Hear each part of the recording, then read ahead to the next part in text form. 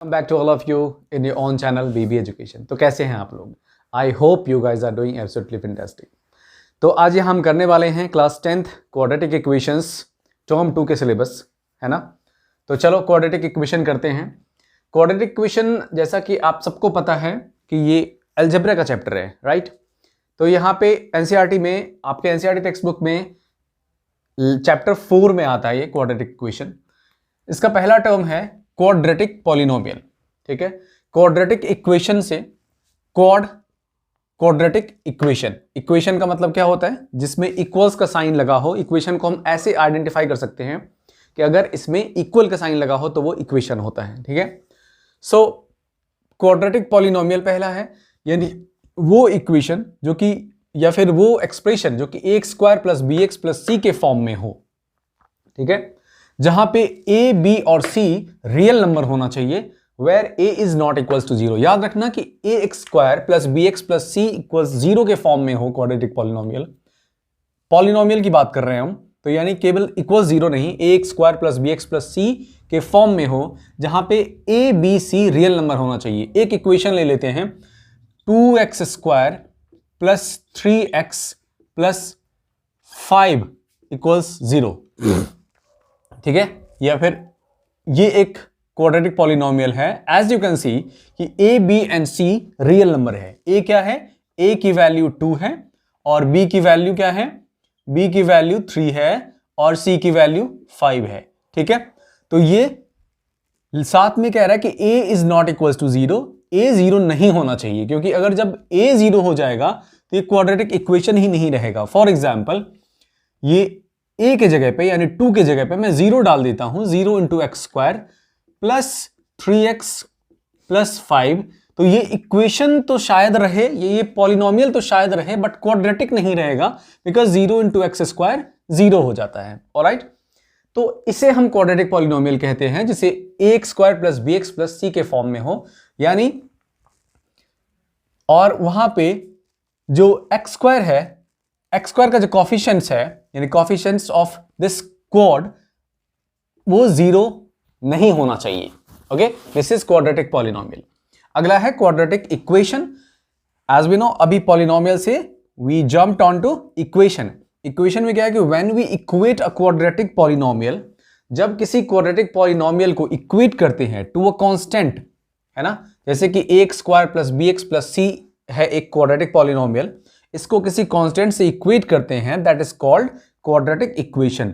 यानी कि यहां पे कुछ वैल्यूज आ सकती है, तो एनी इक्वेशन, अभी ऐसा क्वाड्रेटिक पॉलिनोमियल जिसमें हम इक्वेट करते हैं एक कांस्टेंट से, constant as we know number होता है। कांस्टेंट क्या होता है डियर्स? नंबर होता है। तो that is called quadratic equation. किसी भी इक्वेशन में जो कि px इक्वल्स c के फॉर्म में हो, where px is a polynomial, जहां पे px क्या है? पॉलिनोमियल है। दिस इज पॉलिनोमियल, राइट, यानी ये क्वाड्रेटिक पॉलिनोमियल है। तो क्वाड्रेटिक पॉलिनोमियल हम पिछले एक्सरसाइज में पॉलिनोमियल में पढ़ चुके हैं, इंट्रोडक्शन में, राइट। आप चाहें तो प्रीवियस वीडियोस में देख सकते हैं कि क्वाड्रेटिक पॉलिनोमियल क्या होता है, डिटेल में, डिटेल वीडियो है वो।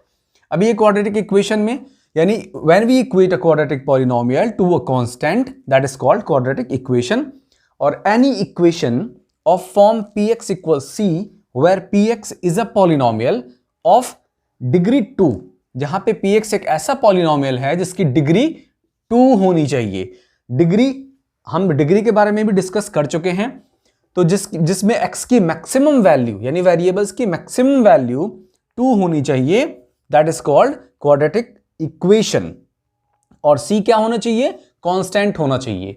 c देख रहे हो आप, c क्या है? कांस्टेंट है, 5, यानी c कांस्टेंट होना चाहिए, वो होता है क्वाड्रेटिक इक्वेशन।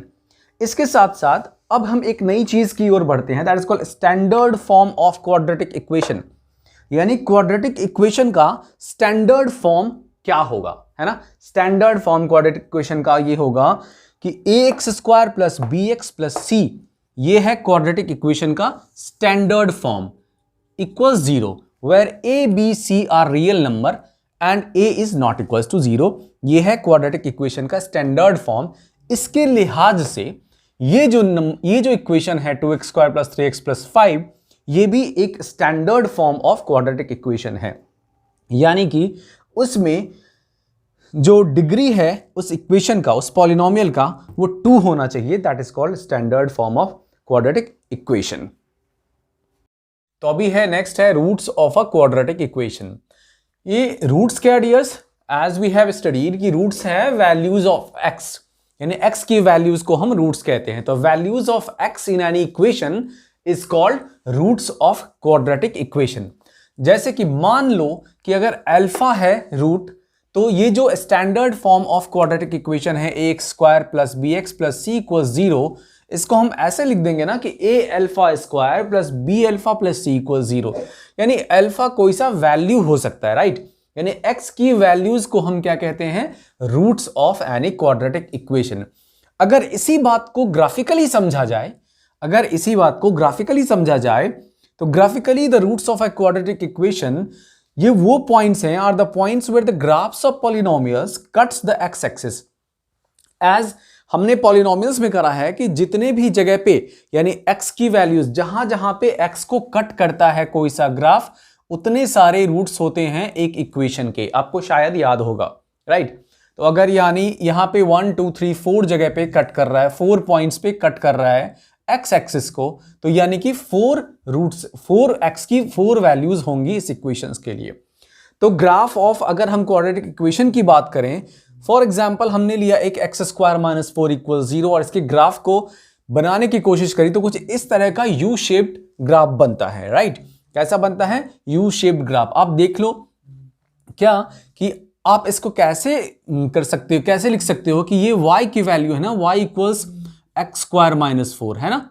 y की जो भी वैल्यू डालोगे, अगर यहां पे आप x की वैल्यू -2 डालते हो तो y की वैल्यू कितनी हो जाती है, -2 का स्क्वायर -4, दैट इज 4 - 4, यानी कि 0 हो जाती है। तो यानी कि क्या हो गया, -2, 0, तो जो कि ये पॉइंट रहा। दूसरा क्या, दूसरा अगर आप इसकी वैल्यू यानी कि y की वैल्यू यानी x की वैल्यू 0 लेते हो, अगर यहां पे 0 ले लो तो दैट इज 0 - 4, तो यहां पे y की वैल्यू -4 होगी। तो -4 y की वैल्यू -4 और x की वैल्यू 0 इस पॉइंट पे है। साथ साथ फिर से अगर हम x की वैल्यू 2 लेते हैं पॉजिटिव नंबर में, एक पॉजिटिव एक नेगेटिव नंबर्स लिया और 0 ले लिया साथ में, तो ये यहां पे आती है और कुछ इस तरह का शेप बनता है। और इस शेप को हम कहते हैं, ये जो यू शेप्ड ग्राफिकल रिप्रेजेंटेशन है, इसको हम कहते हैं पैराबोला। क्या कहते हैं, इसको हम कहते हैं पैराबोला। यू शेप्ड ग्राफ को हम कहते हैं पैराबोला। पैराबोला या अपवर्ड हो सकता है या डाउनवर्ड हो सकता है, ठीक है, किसी भी क्वाड्रेटिक इक्वेशन का। तो ये किस कंडीशंस में अपवर्ड होगा, किस कंडीशंस में डाउनवर्ड होगा, इसके बारे में भी हम बात करते हैं। डियर स्टूडेंट, तो चलिए इसको हम कंटिन्यू करते हैं। आगे हम करेंगे इसको कि how to solve quadratic equation. तो पहला है बाय फैक्टराइजेशन मेथड, यानी किसी भी क्वाड्रेटिक इक्वेशंस को कैसे सॉल्व कर सकते हैं। तो जो पहला मेथड है क्वाड्रेटिक इक्वेशन को सॉल्व करने का, वो हम सीखते हैं, वो है फैक्टराइजेशन मेथड। मान लो लेट कि एक इक्वेशन है x square minus 3x minus 10 equals 0, ठीक है। अभी इस इक्वेशन को कैसे सॉल्व करेंगे, फैक्टराइजेशन मेथड से। एज वी नो कि फैक्टराइजेशन मेथड से सॉल्व करने का जो तरीका है वो क्या है कि -3x, ये जो बीच वाला पार्ट है, -3x को ऐसे 2 पार्ट में बांटना है कि वो मल्टीप्लिकेशन करने के बाद -10 मल्टीप्लाई बाय एक्स स्क्वायर यानी -10x² के बराबर हो, और एडिशन या सब्ट्रैक्शन करने से वो केवल -3x हो। तो ऐसा कौन सा पेयर है जिसको कि अगर आप एडिशन या सब्ट्रैक्शन करते हैं तो -3x होता है, और अगर मल्टीप्लिकेशन करते हैं तो -10x² होता है। तो अभी देखो, अगर मैं इसको -5x, ठीक है, और +2x के फॉर्मेट में करता हूं, that is -5x into 2x, आप देख लो कि ये -10x² होता है, और -5x + 2x क्या होता है, -3x। तो यानी कि ये हो गया क्या, x², इसको लिखते हैं -5x + 2x -10 = 0। अब इन दोनों में x² - 5x में कॉमन क्या है, x इज कॉमन, यहां पे हो गया x - 5 2 इज कॉमन और ये हो गया x माइनस 5, 5 2 ज़ा 10, आप देख सकते हो। तो क्या रह गया, x प्लस 2 एक हो गया, हम इसमें से कोई एक ही लेते तो x माइनस 5 है ब्रैकेट में, तो x माइनस 5 हो गया इक्वल्स 0। यानी कि अब इसके सॉल्यूशंस की बात करें तो क्या हो जाएगा कि ईदर x प्लस 2 इक्वल्स 0 और x माइनस 5 इक्वल्स 0, और इस तरह से x इक्वल्स कितना हो जाता है -2 और x इक्वल्स 5। तो यानी कि जो हमारे फैक्टराइजेशन मेथड से इस इक्वेशंस का जो सॉल्यूशन होता है वो x की वैल्यू -2 और 5 होता है। तो ये एक मेथड है इस क्वाड्रेटिक, किसी भी क्वाड्रेटिक इक्वेशंस को सॉल्व करने का, ठीक है। अब दूसरा जो मेथड है यहां पे क्वाड्रेटिक इक्वेशन को सॉल्व करने का, वो है क्या, अब हम दूसरे मेथड की ओर बढ़ते हैं। ओके, सेकंड मेथड है बाय यूजिंग क्वाड्रेटिक फॉर्मूला। तो क्वाड्रेटिक फॉर्मूला क्या है, क्वाड्रेटिक फॉर्मूला है यानी इस फॉर्मूले से हम क्वाड्रेटिक इक्वेशंस को, किसी भी क्वाड्रेटिक इक्वेशंस को बहुत इजीली सॉल्व कर सकते हैं। तो क्वाड्रेटिक फॉर्मूला है क्या, x equals minus b plus minus under root d upon 2a, okay, where d for discriminant, d को क्या कहते हैं, डी रेफर्स टू डिस्क्रिमिनेंट, इसको इंग्लिश में कहते हैं डिस्क्रिमिनेंट, राइट, डिस्क्रिमिनेंट। और डी फाइंड करने का फॉर्मूला होता है बी स्क्वायर माइनस 4ac, ठीक है, किसी भी इक्वेशंस में। तो ये फॉर्मूला है क्या, या तो इसको ऐसे कह लो या फिर इसको ऐसे भी कह सकते हो कि minus b plus minus under root b square minus 4ac upon 2a, ठीक है। किसी भी इक्वेशंस को इस फॉर्मूला के हेल्प से भी आप सॉल्व कर सकते हो। तो चलो कैसे सॉल्व करते हैं इसको, ये देखते हैं। सेम इक्वेशंस लेता हूं मैं, वो इक्वेशंस क्या था, x square minus 3x minus 10 equals 0। चलो इसमें ए बी सी कैटेगराइज करो। ए क्या है, यहां पे a equals that is x square का कॉफिशिएंट्स, वो क्या है 1, बी कितना है दैट इज -3 एंड सी कितना है -10, ठीक है। तभी इस क्वाड्रेटिक फॉर्मूला को यूज करके सॉल्व करते हैं इसको।